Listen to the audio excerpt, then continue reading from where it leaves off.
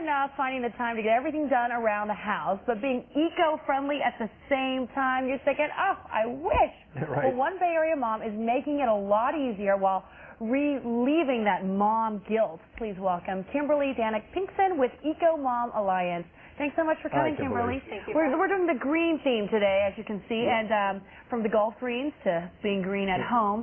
What is an eco-mom? Are you an eco-mom? I'm trying to be an eco-mom.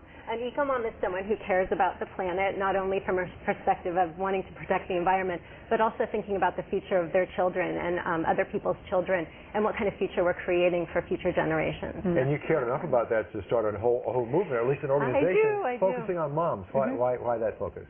Well, my background in sustainability comes from an early age. I grew up with a father who has worked with indigenous peoples the world over, and a mother who's from Hungary, and so I grew up with a very global perspective. And my sister and I always joke that when other kids were going to summer camp, we were going to, Native American sweat lodge ceremonies and eating organic papaya. And so, saving the trees or the rainforest for the indigenous people was always a passion for us growing up. And then last year for World Environment Day 2006, which tomorrow is actually World Environment Day 2007 of note, I produced or co-produced an eco-chic fashion show for that the United Nations World Environment Day last year. And about 2 weeks after that, I was at a barbecue with a group of mom friends, and I overheard my name. So, if you hear your name, of course, you're like, what are they talking about? And so I tuned in, and one of the friends who had attended the event was talking about how she went home and switched out all of her light bulbs to compact fluorescents, which are much more energy efficient. And as she spoke, I heard the other moms sort of join in.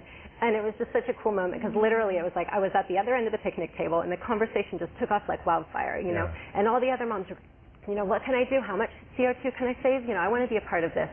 And I was like sitting at the other end of the picnic table going, holy moly, the power of moms. That's, and so not only are we, so powerful as role models for the next generation, but also as a market segment, our buying power is tremendous. Well, let's take some steps. You have the EcoMom Challenge, you have some key steps we can all take that are very simple. Can you give us some examples? Absolutely. Yeah, the EcoMom Challenge is our first large-scale outreach program, and it's just a 10-step. We call it the 10 first steps for a sustainable future, because so often people think of it like, the planet, it's this huge, big thing. How could I really have any impact? But we really do have a huge impact, just one person. So, for example, the first step is to change a light.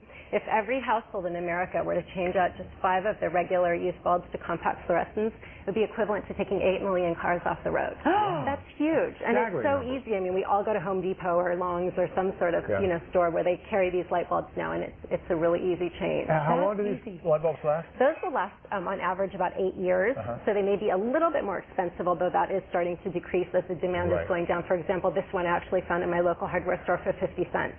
So that you'll not only save fossil fuel energy resources, natural resources, but you'll also then end up saving some money on your electricity bill. Yeah, exactly. Okay, what else do you have right there?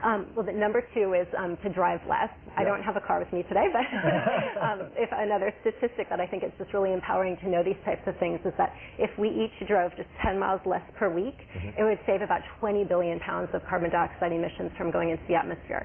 And so, 10 miles, that's so easy. That's not much to save. I mean, we can easily cut 10 miles, right? Absolutely. And especially with the mom demographic, we're already driving around our kids so much, so maybe that means, the difference between choosing a soccer league that's across town or right in your own neighborhood, little things like that. That makes your life easier as well.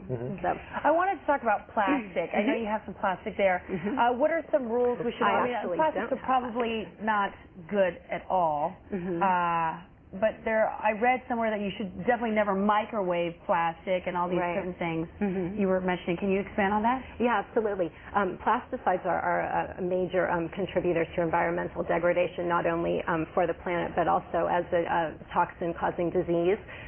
They're a hormone disruptor that have been affiliated with lots of different medical issues. What's this we're looking at here? That is a picture of this wonderful artist by the name of Chris Jordan, who's in Seattle, and that just shows how many plastic bottles end up in the landfill. I believe that one is 3 million plastic bottles end up in the landfill every single day in the United States. I think that picture is bags, if I can tell, plastic bags. And we have, and so he's just taken, 60 million plastic bags end up in landfills every 25 seconds. in our country. So by taking, like your reusable garbage bags not garbage bags, pardon me, grocery bags. This one is cell phones. Recycle your cell phones. A lot of schools actually do fundraisers that you can recycle them, and then the schools get $5 per cell phone. So there's lots of little things you can do. This is actually really interesting. This is from a company called EcoSpan, and this is not plastic. It's made of cornstarch.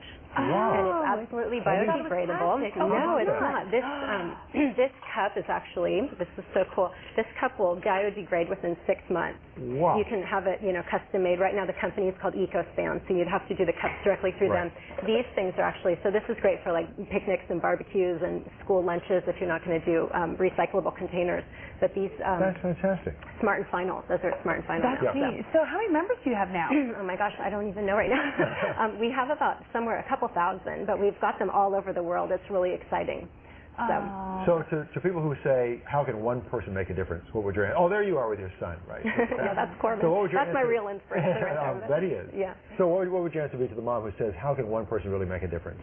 Well, I think the statistics that I was sharing earlier, but also I think one of the things that's so important to me about this organization is realizing and educating people to the fact that it's all connected. Like what the indigenous elders have known for thousands of years, that what you do to the ocean over here is going to show up in the ocean over here.